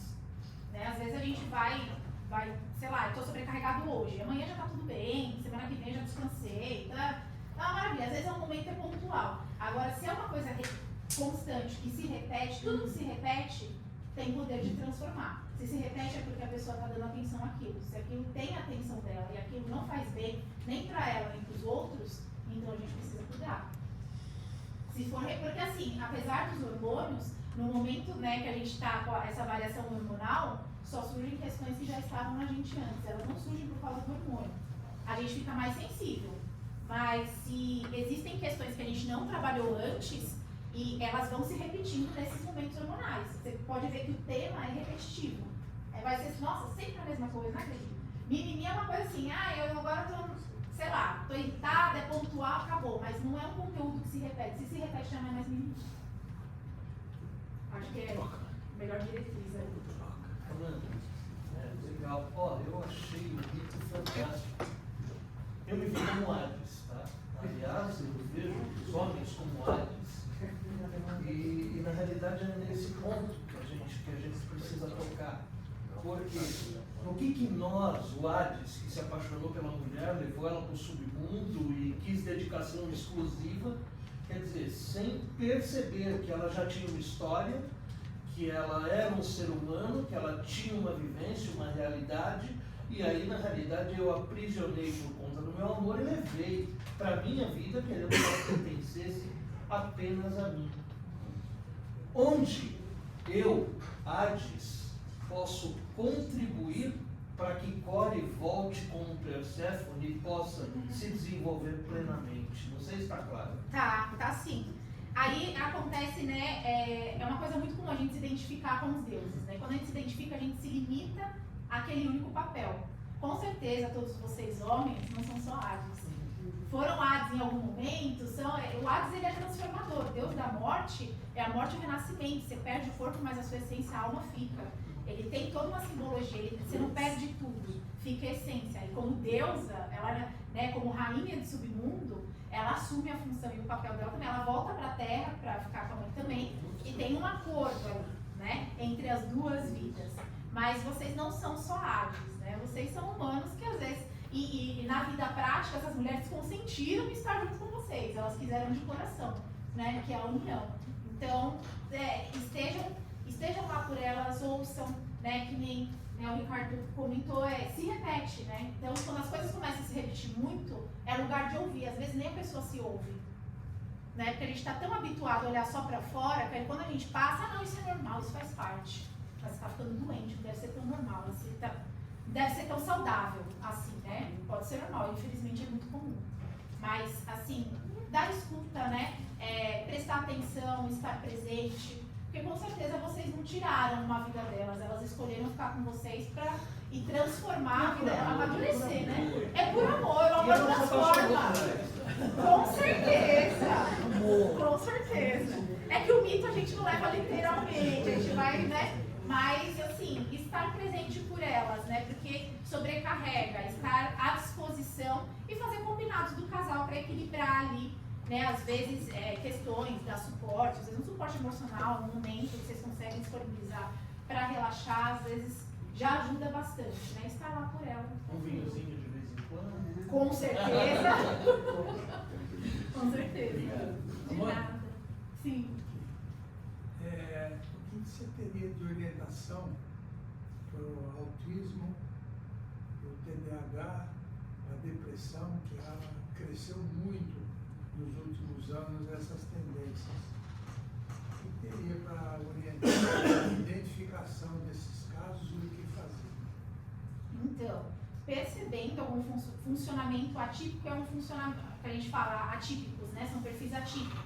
Eu não trabalho com esse público, mas acho que o primeiro passo é de você identificar e você perceber que só da gente ter a gente resgatar nossa sensibilidade, né? De olhar para o outro e perceber que as necessidades deles, o que a gente oferece de básico, que é as necessidades que a gente vê mais comuns, elas não são supridas e satisfeitas, a gente já vai buscar uma ajuda profissional. Então, primeiro passar no médico, né? Passar num neuropsicólogo em específico para fazer esse laudo e poder ter uma orientação, porque essas pessoas elas precisam de atendimento de configurações de vidas específicas para elas. Todos nós precisamos em certo nível, né? Porque todos somos únicos. Mas elas têm necessidades ali que são muito peculiares do perfil delas. E nem todos os perfis, né? Que a gente fala até espectro autista, né? Eles não são iguais, eles têm as peculiaridades. Então, o acompanhamento profissional é fundamental. Já percebeu que tem alguma questão diferente, leva no médico, faz uma avaliação. Às vezes, na dúvida, é melhor fazer a avaliação do que passar negligenciando as necessidades do filho, né, uma vida inteira. Que acontece muito. Os pais, às vezes, não aceitam, né? E aí a criança ela acaba sendo prejudicada no desenvolvimento. Auxílio profissional. Médico e neuropsicólogo. Faz uma avaliação. Voltando que filma a mãe, né? Voltando na parte da mãe. Não é uma pergunta, é uma colocação, tá? Quando a gente se torna mãe, automaticamente, não vou dizer a sociedade em geral, mas você já não é mais você. Na escola, eu não era mais a Roberta, eu era a mãe da Nayumi. Eu não tinha mais nome, eu já tinha perdido minha personalidade ali, não porque eu queria, mas porque, entre aspas, a sociedade me impunha aquilo. O filme de cinema não era mais o que eu queria assistir, era o que a minha filha queria assistir, porque automaticamente eu tinha que assistir aquilo com ela. Então a gente realmente se anula por conta própria, porque a gente vai fazer o que acompanhar o filho, mas tem o lance da sociedade também fazer isso com a gente, né? De anular a gente como mulher e a partir dali você é mãe. Sua mãe. Como se mãe fosse tudo que você é. Então você não ouve mais músicas que você quer, você só ouve música de criança, você não assiste filme de adulto, só assiste filme de criança. Festa é só de criança, não existe mais festa de adulto. E automaticamente assim vai indo, né? É só uma colocação, né? Uma coisa de uma vivência minha de mãe. E de todas as mamães também, porque o chamado à maternidade leva a gente para esse lugar. E demora muito para sair desse lugar. Demora. Hoje, eu estava aqui pensando, a minha menina tem 21 anos. Ela não está aqui. Então, hoje, eu sou a Roberta. Depois de 21 anos. Quando eles começam a desenvolver independência, não dependem tanto da gente para algumas coisas, a gente consegue. E não só eu tenho aqui a Mirna, eu tenho aqui a Eliana, e outras mães que também as minhas filhas não estão aqui, porque hoje a gente consegue ser a gente. A mulher. Porque as nossas filhas hoje também são mulheres. Sim. Então aí consegue ter uma outra forma. Perséfone depois Deméter, depois da transformação de Perséfone, né? Não é mais Core, não é inocente, precisa do auxílio da mãe. Ela se vira sozinha. E é realmente meio conflituoso, porque é gostoso ser mãe, é um saco ser mãe, e é um alívio quando eles também não estão perto. É esse desses papéis que faz a manutenção da saúde mental. E às vezes é tão difícil, porque isso não é tão falado. A gente fala mais hoje de saúde mental porque a gente tem tecnologia, a gente consegue acessar essas informações. Mas quando a gente fala de saúde mental, primeiro olha-se os filhos e os pais são difíceis. A gente está falando da mamãe, né? Mas o papai também tem as questões ali. Então, a maternidade, ela puxa muito. Né? Isso faz parte do processo. E o desafio da maternidade para você é você resgatar a individualidade enquanto você vai, às vezes, vão ter fases que vão ser muito difíceis, né? A gente vai abdicar. Mas tem fases que ficam mais simples de fazer. E outras, às vezes, a gente pode conseguir recursos para conseguir fazer, achar um espaço para a gente. Tem uma fase também, acho que toda mãe passa isso, a criança acordada, que inferno essa criança acordada, quando dorme, você vai lá, ai meu Deus, que bom, graças a Deus. Graças a Deus. Eu faço isso com os meus pets. Eu faço isso com a Sati contínua. Eu vou lá, elas estão muito paradas. Ai meu Deus, mas tá uma paz, deixa eu ver. Você vai aqui do mata viva, respirando. Eu sou neurótica. Eu devo ter um instinto materno muito forte, porque eu tenho essas neuroses de mãe com os meus pets. Já tá uma coisa. Mas é super conflituoso mesmo. É conflituoso. E esse conflito, ele desenvolve a gente. O conflito, ele é necessário, porque assim, não tá bom aqui nem aqui. Então eu tenho que me movimentar para deixar a situação o melhor possível dentro das minhas condições ali, para que eu possa seguir a partir dali. A gente aprende muito nesse caminho também. A maternidade é um portal para o conhecimento. A mulher ela é desafiada o tempo todo. Não tem um momento na maternidade que se repete muito ali. Porque a criança está numa fase cada vez mais diferente, você está numa nova fase e você não tem... se tem alguma rotina, vai se perdendo com o tempo, né? E você vai acabando acessando outras novas fases. Oi, Amanda. Muito bacana a forma, né? Da abordagem. Até lembrou um jantar que a gente teve aqui na maçonaria, que falou das deusas, tudo, né? Não nessa linha da mãe, né? Mas o papel dela, né? Nos cultos e tal. E uma outra coisa que me tocou muito foi sobre a culpa. Né? Que assim, nasce uma mãe, nasce uma culpa, né? Minha filha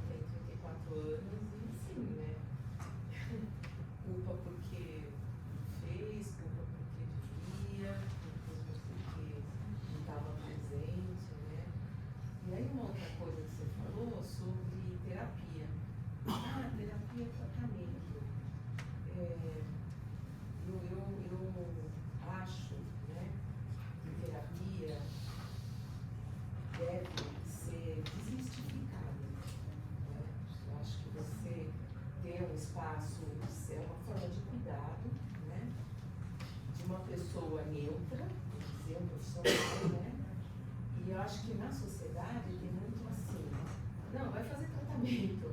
Você precisa estar nervosa, vai fazer tratamento, vai fazer terapia. Eu ouvi isso muito no meu trabalho, né? Eu acho que a terapia é como se fosse não consigo dizer assim, um espaço que você pode beber água. Você gosta de escovar dente, você gosta de tomar banho todo dia, cuidado, sabe? Depois que eu já fiz terapia, já fui, estudei e tal, e agora eu estou com esse pensamento, né? Eu acho que a terapia não é tratamento, é cuidado. Porque quando você põe tratamento, você coloca a doença Só no extremo, junto, né? só no extremo, só quando, sabe, tá rasgando, tirando os cabelos. Eu acho que é cuidado, né? Eu acho que isso que é importante pra gente como comunidade, né? Assim, pensar, né? Como autocuidado.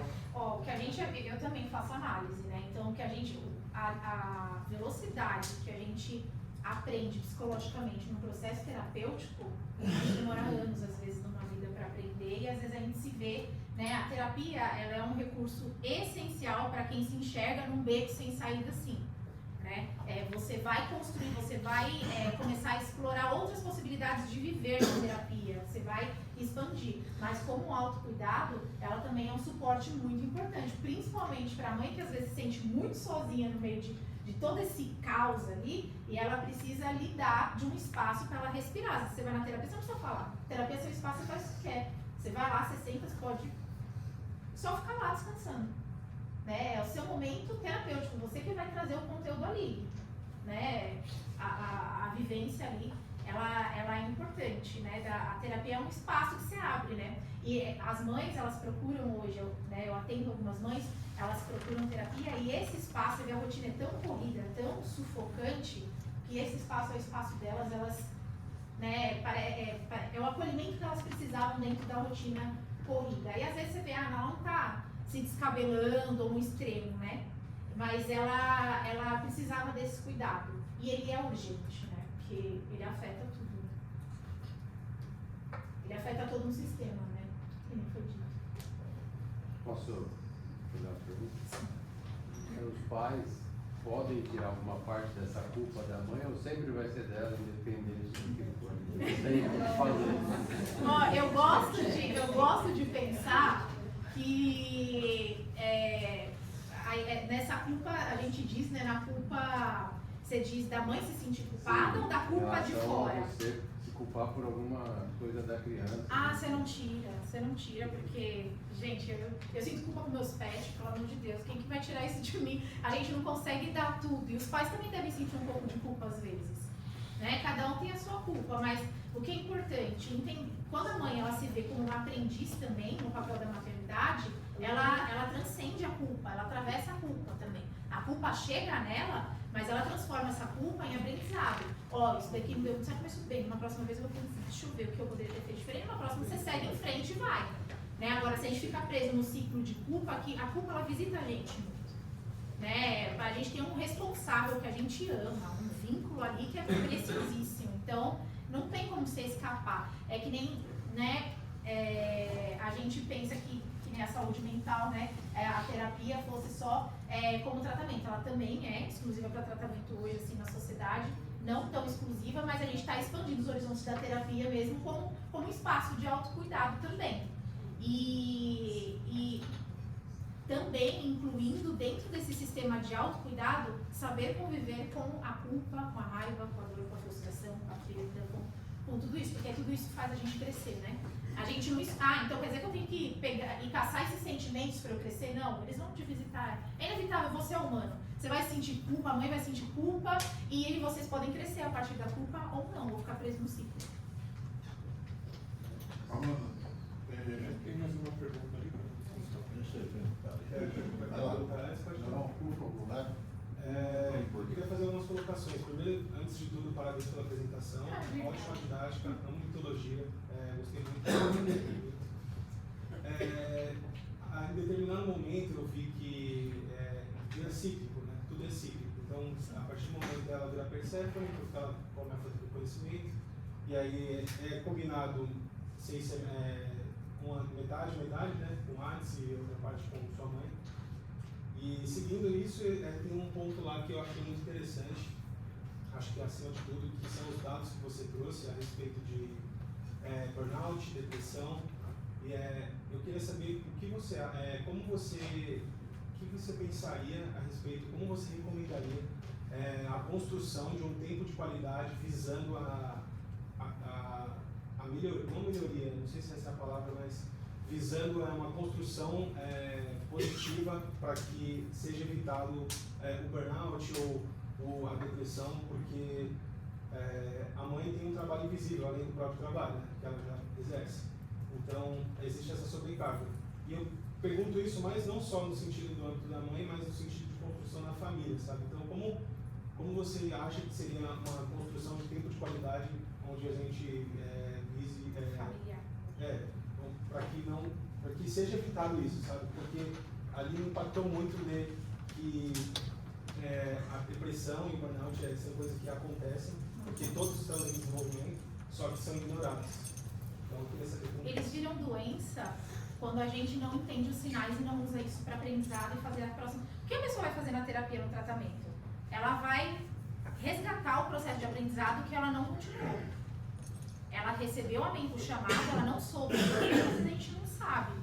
E aí eu também vejo a terapia como uma escola, né, de vivência. Tem coisas que a gente ensina quando passam ali, tem coisas que a gente aprende quando, né, a gente só vai aprender sozinho, atravessando sendo atravessado por aquela experiência, né. Então, a terapia, ela trabalha esse tipo de ensinamento, não é passado na escola.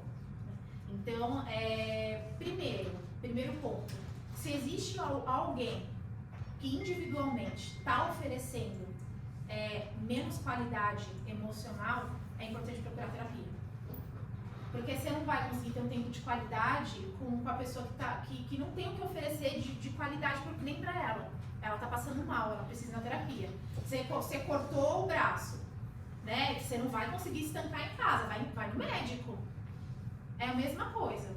Foi o que eu orientei aquela pessoa em crise. Eu falei assim, gente, quando você passa mal, você vai pra onde? Vai pro pronto-socorro. Ah, mas vai no pronto-socorro, eles são médicos, são profissionais de saúde, eles vão te atender. Isso é uma questão de saúde, uma emergência de saúde. Vai no pronto-socorro. Vai procurar ajuda. Você não pode ficar desassistida dessa forma, né? Tem recursos ali disponíveis também. Então, eu acho que se existe alguém que está em desequilíbrio, é importante que seja feita a terapia. E ali, né, o tempo de qualidade que a gente pode investir, isso já muda, né, a dinâmica familiar que eu falo. Estou falando com você aqui, não estou voltada para lá, mas se eu voltar para lá, você vai ter que, né, para me olhar diferente, você vai ter que mudar de posição. Então, quando a gente muda de posição, o sistema também muda também. A gente não sabe as mudanças, não é previsível, né, cada dinâmica é única. Mas ele muda também de posição. Então, se tem alguém emocionalmente instável, é importante cuidar, né? Porque as emoções, elas são um sinal de alerta de, tem uma coisa que não tá legal. E ali, cuidando disso também, você pode resgatar também com práticas, hábitos, sentar na mesa para comer, gente, coisa simples. Assistir um filme junto, vamos assistir um jogo de futebol, sei lá, o que você e sua família gostam de fazer? Façam coisas que sejam da família, que sejam importantes para a família. Não tem muito um manual assim, o que está no manual é o que é importante para a família. O que é importante para a família é um consenso onde todos se encontram. E aí esse é o tempo de qualidade que você vai passar. É uma descoberta, né? E Amanda, se puder comentar, eu acho que a parte que você comentou de delegar. Tem muitas mulheres que acham que assim tem que ser feito e eu tenho que fazer e ninguém vai fazer melhor que eu. A gente tem que lembrar que delegar é muito importante também. Uhum. E esse delegar pode evitar que você entre nessa condição que está faltando. Sim. São coisas simples. Eu não falei nada que vocês não soubessem.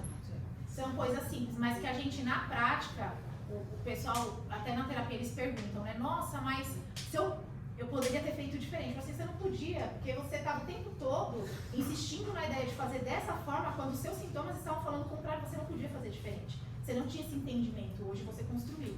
Então, né, quando a gente constrói esse entendimento, às vezes alguns entendimentos a gente precisa vivenciar para integrar na nossa prática e na nossa vida, né? Então, esses sintomas, quando a gente se sente sobrecarregado, delegar gente, é uma coisa muito simples, mas dá um alívio você delegar.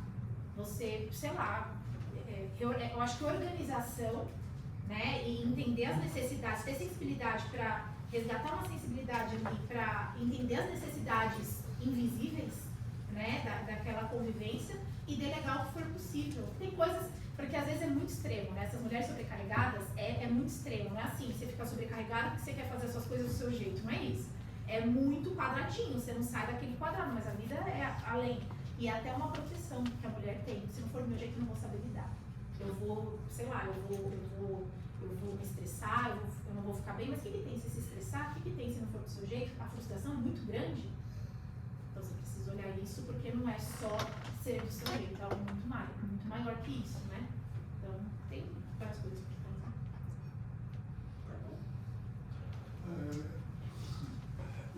Eu passei 21 dias na aldeia indígena. Eu acho que isso é uma coisa que todos os psicólogos deveriam, não todo mundo deveria fazer, mas só para entender a natureza da coisa. E lá tinha uma índia grávida. E aquilo era tratado de uma forma muito trivial, sem nenhum cuidado extra. Ela que botava os limites de não pegar, não cavocar a roça para tirar a mandioca. Não estou com o corpo para isso, mas ele não sabe dizer também que não nos tornava uma coisa importante que outra pessoa viria e ia resolver o negócio. O que eu penso, para simplificar essa história, é que existe na sociedade, não moderna, mas na nossa sociedade, de modo geral, uma expectativa que é gerada em torno de uma coisa meio cristã, né? O nascimento mais tal do mundo é o nascimento de Jesus, Natal, essas coisas.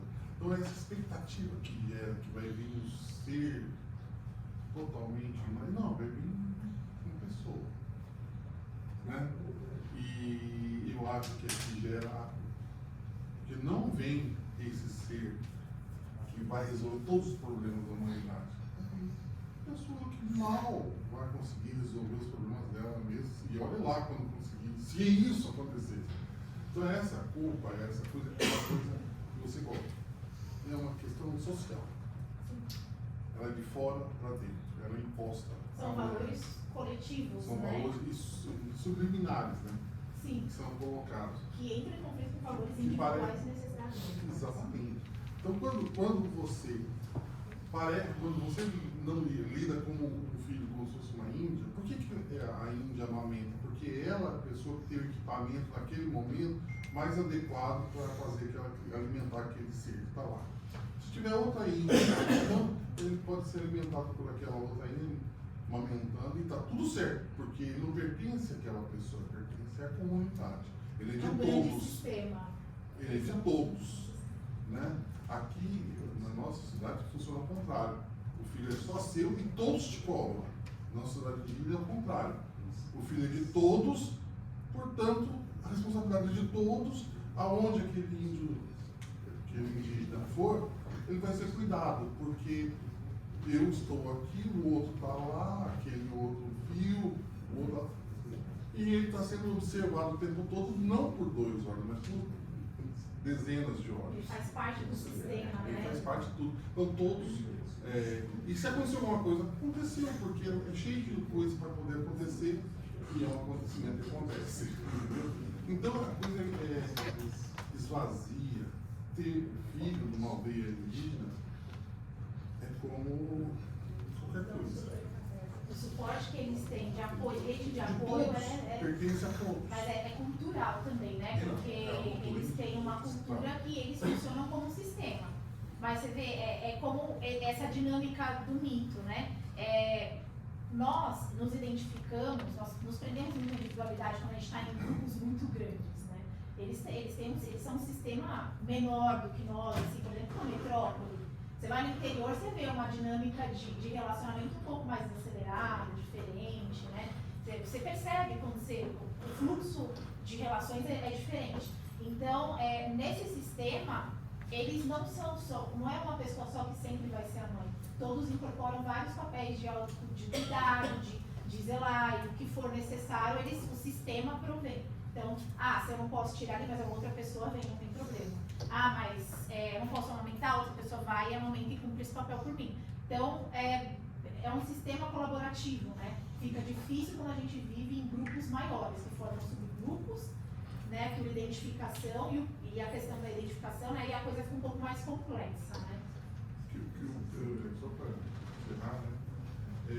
O que eu percebo é que apesar de grupos maiores, como subgrupos, gera uma coisa que se chama abandono, ou seja, cuide da sua vida, quem pariu Mateus que embale e se vire. Né? Sendo que numa aldeia indígena com menos pessoas, 60, 70 pessoas, ele está muito mais acolhido, bem assistido, entendido, porque tudo que vai acontecer ali, centenas de outros indígenas passaram por aquilo e todo mundo sabe, e a vida vai se reciclando, e os meninos jovens vão também se responsabilizando por isso, e vão entendendo, porque eles também foram assistidos, e aquele que é pequenininho vai crescer e vai assistir outros, e a vida é assim. E pergunto, mas existe outro jeito das coisas se fazerem? Isso, os próprios indígenas falam, nossa, que legal, como é que funciona bem isso aqui, né? Tal, isso aqui, mas existe outro jeito? Sim. Então, nós inventamos sociedade doentia. Nossa, é muito mais doença, muito mais, tudo vira doença. Né? Até essa questão da culpa. Né? Eu acho que é abandono, solidão, individualismo, que gera esse tipo de culpa. A pergunta que ele pergunta, tem como dividir a culpa da mãe, né? Separar a mãe, não sejam tão culpados. Sim. Quando vocês entram na parceria do negócio, e falam, eu estou junto com você, e se você não vai errar sozinho, nós pode acolher esse sentimento de culpa, né? Exatamente. Aí não, peraí, não é só você, você não é o centro do mundo também. Até na culpa a gente consegue falar um pouco para cá, e esse fardo vai ser menor. Quando tem parceria, todo mundo aprende com a experiência de um também. Né? Mas eles, os indígenas, eles vivem no sistema, eles estão muito mais próximos da natureza, né? Isso daí é outro assunto um outro momento, mas a gente se distanciou muito dos ciclos naturais. Né? E é isso que gera todo esse processo. Obrigado. Infelizmente a gente já está chegando assim, no final, mas eu queria gerar uma perguntinha. Antes, um comentário a favor dos homens aqui. Eu, como avô, já assisti muito Peppa Pig e Macho e o Urso. Mas a pergunta, assim, eu não sei nem se eu vou conseguir fazer a pergunta, você me ajuda.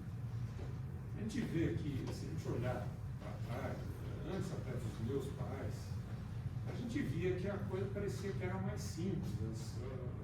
A criação das crianças normalmente era uma família estereotipada, né? A mãe cuidava dos filhos, o pai ia trabalhar, aquela coisa. A tecnologia foi chegando, a evolução, né? Evolução como falando do índio, né? Então a gente fala de evolução, mas talvez seja involução.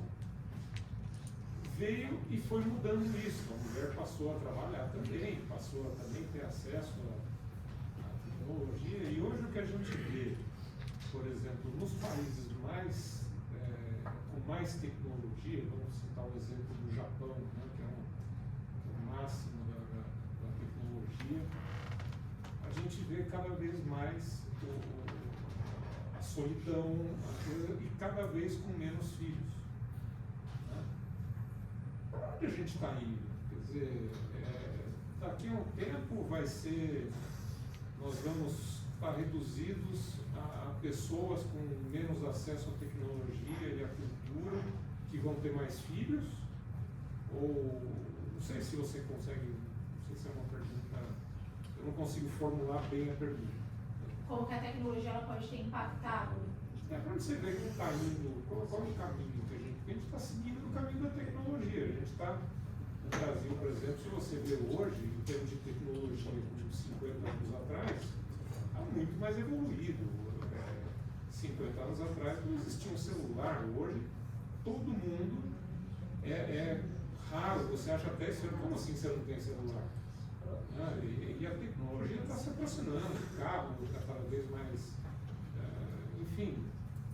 E você vê que as sociedades que têm mais tecnologia, mas estão cada vez com menos filhos, cada vez com mais solidão, cada vez com mais... Toleram menos as experiências humanas práticas, né? Tem uma intolerância com a evolução da tecnologia, sim. Né? A gente fala mãe de pets, né? Que nem eu falei.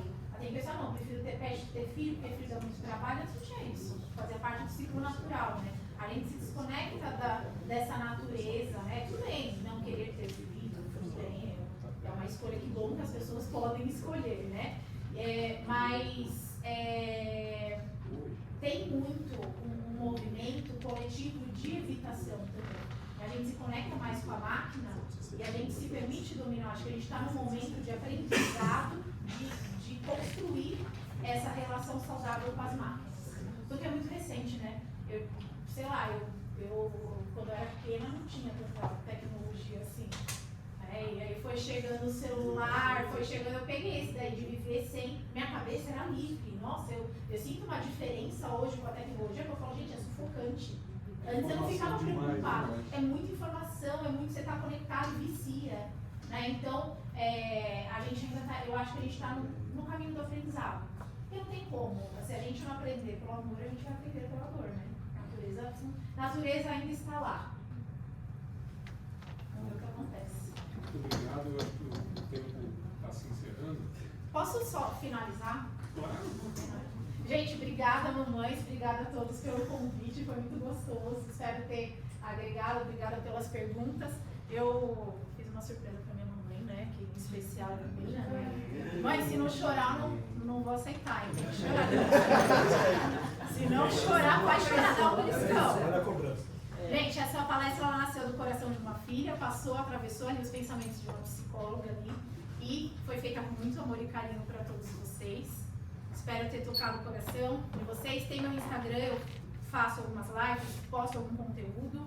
E tem meu e-mail para quem quiser entrar em contato. E obrigada, mãe, por me acompanhar e me ensinar ali a viver em todas as estações. Daí foi quando eu me formei em psicologia, essa foto. Acho que vai chorar. Chora!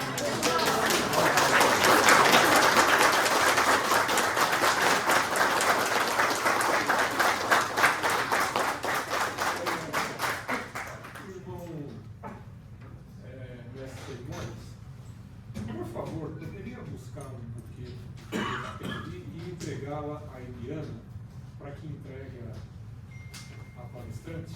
Pelo menos o pai chorou.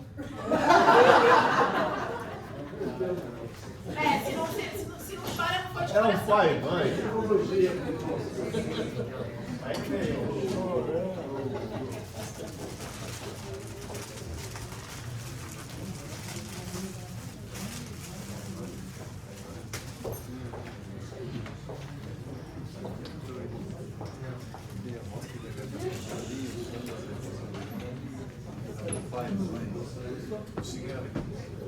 Cigano. Entendi.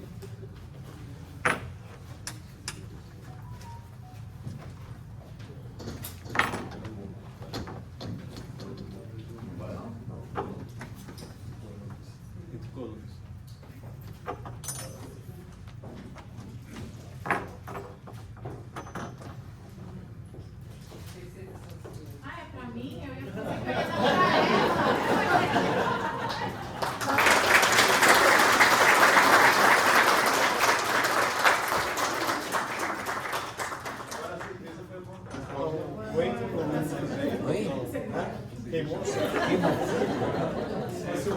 Ganhei.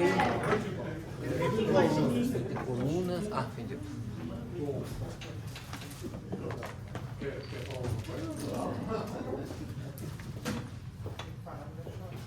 Bom, Amanda, estamos chegando ao fim. Onde você se sentir, se você quiser ficar aqui, agora nós vamos fazer a saída do pavilhão nacional e depois nós vamos fazer a saída.